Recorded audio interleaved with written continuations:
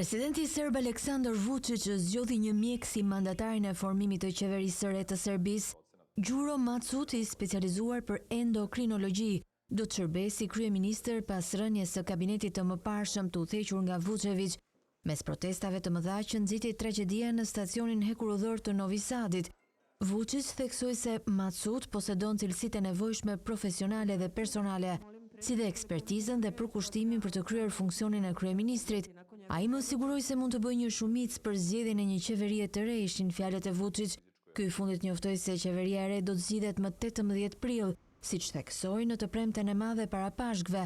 Sipas tij, ajo do të ketë detyrë të vështirë përpara që vendi të përballojë të gjitha presionet në politikën rajonale, çështjen e taksave me SBA-n, për shpejtimin në rrugën europiane dhe të ruajë njëkohësisht miqtë e saj tradicional në lindje.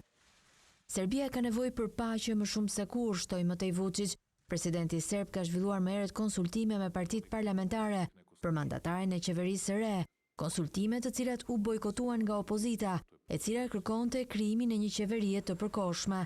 Gjatë konferencës në Beograd, ku njoftoi për mandatarin e qeverisë së re serbe, Vučić njoftoi po ashtu se do takohet me presidentin amerikan Donald Trump në SBA, me gjas në fillim të muajit maj.